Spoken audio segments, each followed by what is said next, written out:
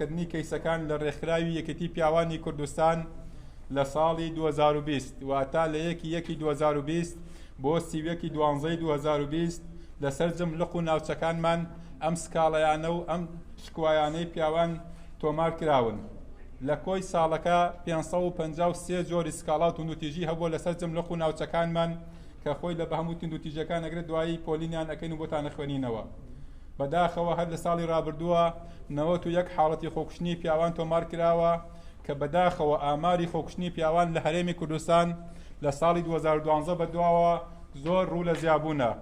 ئەگەر بە نمونە وەری بگرین کوشتن و خۆکوشتنی پیاوان بە شێوەیەک زیایی کردووە، هەموو ڕۆژێ لە هەرێمی کوردستان 1 تا 3 تا 5 پیاو یا ئەکوژرێ یا خۆی ئەکوژێت.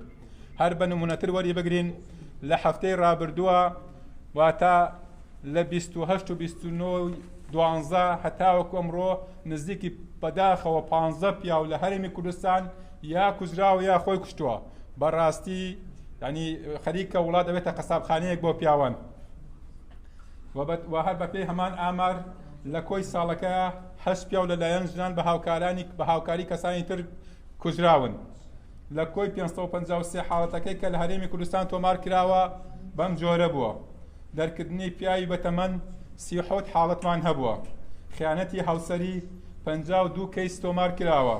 توندوتیژی جەستەیی 11 کەیس تۆمار کراوە.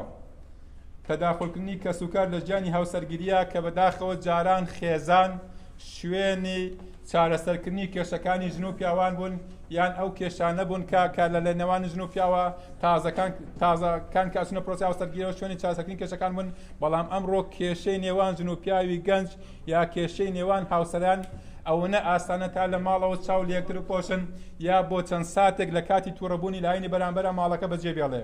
لەبەر ئەوەی کە کەیسەکە چێتە دەستی لایەنی دووەم و سێەم بەداخەوە لە دەرگاکان خوانە بینەوە ئەچێتە بواری تەلاق و جیابوونەوە. فشاری دەرونی سێکسی 20 حاڵەتمان هەبووە. دەست بە سەراگرتنی موچە 9 حاڵەتمان هەبووە. دەست بە سەراگرتنی مناڵ یا بێبەشکردنی مناڵ باوک لە بینینی مناڵ لە دوای جیابوونەوەی کە بەداخەوە ئاماری تەلاق و ئاماری زەواج لێک نزیک بوونەتەوانێ ڕۆژانە دەیان خێزان لەبەرێک هەڵەوەشێتەوە بە پێی یاسای باری کەسێتی هەموو نەفەقۆ پێداویستی و مەسرفێک لەسەر باوکەکەیە، بەڵام باوکەکەی مەحرومە لە بینینی مناڵەکەی. کەیسمان لایە لە نێوان دوو گەڕەکی شاری سلێمانیە یان لە نێوان دوو نەحیە شاری سلێمانیە شارەکانی تری هەرێمی کوردستانە باوکە هەموو نەفەقەی مناڵەکەی مانگانە دا و بەڵام ساڵ تا ساڵونی و محروم و بێبەش بووە لە بینینی مناڵەکەی. بە تایبەتیتر لە کەرەنتینەکردنی 2 مانگ و 3 مانگی هەرێمی کوردستانە ئەو باوکو دایکانەی کە مشاهدەی مناڵیان هەبووە لەو فترەیە هیچیان مناڵەکانی خۆیان نەبینیەوە کە لایەن نەبوون. ئامارەکانی خۆکوشتن لە کۆی هەرێمی کوردستان بەم جۆرە لەسەر پارێزگاکان دابەش بووە. 91 حاڵەتی خۆکوشتنمان هەبووە. پارێزگای هەولێر و شار و چارەسەکانی 30 حاڵەت تۆمار کراوە. پارێزگای سلێمانی شار و چارەسەکانی 39 حاڵەت تۆمار کراوە. پارێزگای دهۆک 13 حاڵەت لای ئێمە تۆمار کراوە. پارێزگای کەرکووک 6 حاڵەت تۆمار کراوە. پارێزگای هەڵەبجە 3 حاڵەت تۆمار کراوە.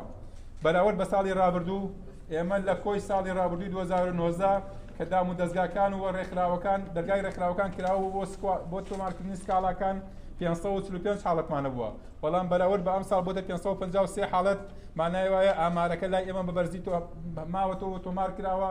بەداخۆی من لە ساڵی 2019 84 حاڵەتی خۆکوشتنی پیاوانە بووە، بەڵام لە ساڵی 2020 بۆتە 91 حاڵەت کە ئەکرێ زۆر لەمە زیاتر بێ، چونکە بەپێی ئەو سەرچاوە دارایی کەمەی ئێمە و بەپێی ئەو تواناکەمەی کە لە ڕێکخراوەکەی ئێمە هەیە توانیمانە ئەمەندە کەیس و سکاڵا لای ئێمە تۆمار بکرێت. بەڵام زۆر لەوە زیاترە و زۆریش پەروەردەدابوونەریتە کۆمەڵایەتیەکە وایە پیاوان هەر لە مناڵیەوە غەدریان لێ ئەکرێەوە شەرمە باسی کێشە خێزانەکانی بکات. بۆیە زۆر جار ئەم پەروەردەکردنەدا تەندروستە وای کردووە یان پیاو لە ماڵەوە کە کاتێک توندوتیژی بەرامبەر ئەکرێ بۆ چارەسەرکردنی کەیسەکانی پەنابەتە بەر توندوتیژی و خۆزاڵکردن یاخود بەداخەوە لەبەر ئەوەی لە کۆمەلگای کەسایەتی نشکێ سەیرەکەی بەداخەوە توندوتیژی و سکاڵەکان قبوڵ ئەکات و بێڕێزیەکی زۆری بەرامبەر ئەکرێت و بە ناشگات پێشی شەرمە هەم بگەێنتە ڕێکخراوەکانی کۆمەلگای مەدەنی و هەم بگەێنتە داوامدەستگاکانی حکوومەتی هەرێمی کوردستان. من سوپاسان دەکەم. زۆر سوپاس بۆ سەرۆکی ڕێکخراوی یەکێتی پیاوانی کوردستان بەڕێز بورهان عەلی فەرەج بۆ ئەو ئامارەی کە بڵاوی کردەوە.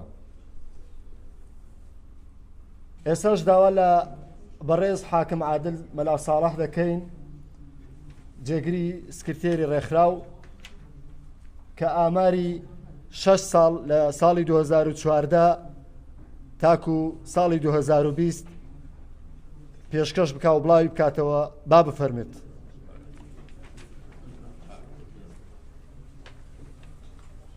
ڕۆژتان باش بەخێربێن سەرچاو سەرجەم کەناڵەکانی ڕاگەیاندن سوپاس بۆ هاتنتان سوپاس بۆ پەرۆشیتان بۆ ئەم کەیسا کۆمەڵایەتی و یاساییە. من حاکم عادل جێگری سەرۆکی ڕێکخراوێتی پیاوانی کوردستان ئاماری 6 ساڵی ڕابردووی توندوتیژیەکان دژ بە پیاوانتان پێشکەشەکەم لە 1/1/2014 تا 30/11/2020. طبعا ئێمە لە ڕێکخراوێکی پیاوان و ڕێکخراوێکی پیاوانی کوردستان ڕێکخراوێکی ناحکومی مەدەنی سربەخۆی قازانجنەویستە کە یەکێکە لە ڕێکخراوە مەدەنیە چالەکەکانی هەرێمی کوردستان کار دەکات بۆ گرنگیدان بە مافی مرۆڤ بە گشتی و داکۆکیکردن لە کێشەی ڕەوای پیاوان لەسەر ئاستی پارێزگەکانی کوردستان. بفەرمونون لەگەڵ ئاماری 6 ساڵی ڕابردوو لە 1/1/2014 تا 30/11/2020 لە ساڵی 2014 ئێمە وەکو ڕێکخراوێکی پیاوانی کوردستان لیژنەیەکمان هەیە بە ناوی لیژنەی تۆمارکردنی کەیسەکان و سکاڵا و توندوتیژی. ئەم ئامارانە هی ساڵی 2014 ئێسای خوێنمەوە. ساڵی 2014 409 سکاڵامان هەیە.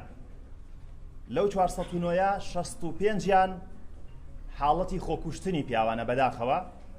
لەو 65 حاڵەتی خۆکوشتنی پیاوان 5 حاڵەتیان کوشتنی پیاوانە لەلایەن ژنان یاخود بە هاوکاری کەسانی دەوروبەری خۆی. ساڵی 2015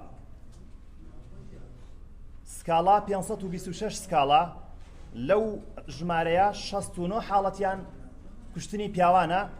لەو 69 حاڵەتی کوشتنی پیاوان 6 حاڵەتیان کوشتنی پیاوانە لەلایەن ژنانەوە بەداخەوە یان بە هاوکاری کەسوکاری. ساڵی 2016 583 سکاڵا لەو ژمارەیە 7 حاڵەتیان کوشتنی پیاوانە پیاو کوشتنە. هەروەها کوشتنی پیاوانیش لەلایەن ئافرەتان یاخود بە هاوکاری کەسوکاری 8 حاڵەتە. ساڵی 2017 سکاڵا 614 سکاڵا حاڵەتی خۆکوشتن 74 حاڵەتی خۆکوشتن 5 حاڵەتی کوشتنی پیاوان لەلایەن ژنان یان بە هاوکاری کەسانی تر. ساڵی 2018 558 سکاڵامان هەیە. لەو ژمارەیە 115 حاڵەتیان خۆکوشتنە و لەو ساڵەدا 5 حاڵەتی کوشتنی پیاوان لەلایەن ژنانیان بە هاوکاری کەسانی تر. ساڵی 2019 545 حاڵەتی کوشتنمان هەیە. لەو ژمارەیەش 84یان حاڵەتی خۆکوشتنی پیاوانە بەداخەوە لەگەڵ 5 حاڵەتی کوشتنی پیاوان لەلایەن ژنانیان بە هاوکاری کەسانی تر. ساڵی 2020 هەروەکو لەلایەن بەڕێز سەرۆکی ڕێکخراوێکی پیاوانی کوردستانەوە ئاماژەی پێدرا 553 حاڵەتمان هەبووە وەکو کەیسی توندوتیژی دژ بە پیاوان. لەو ژمارەیەنەوە 1 حاڵەتیان خۆکوشتنی پیاوانە و 8 حاڵەتیان کوشتنی پیاوانە لەلایەن ژنانیان بە هاوکاری کەسانی تر. بەداخەوە ئەم ئامارانە ئەومان پێ دەڵێ کە حاڵەتەکانی توندوتیژی لە نێو کۆمەڵگەی کوردیە ساڵ بە ساڵ بەرز بۆتەوە. بە تایبەتی ساڵی 2020 بەراورد بە ساڵی 2019 ئامارەکان جێگەی نیگەرانی هەموو کۆمەڵگەی کوردیە. ئەمەش وا دەکات کەوا دەسەڵاتی سیاسی پارتە سیاسیەکان ڕێکخراوە مەدەنیەکان و کۆمەڵگەی مەدەنی بەگشتی و ڕێکخراوەکانی بواری ژنان و پیاوان بە تایبەتی پێویستمان بەوە هەیەکەوە هەماهەنگی زیاتر بکەین بە ئامانجی ئەوەی کە هیچ نەبێتلانی کەم ڕادە و ئاستی توندوتیژیەکان لە کۆمەڵگەی کوردیدا دابەزێنین. جارێکی تر بە ناوی ڕێکخراوێکی پیاوانی کوردستانەوە بە خێراتنیە مولایەکتانەکەم و زۆر سوپاس.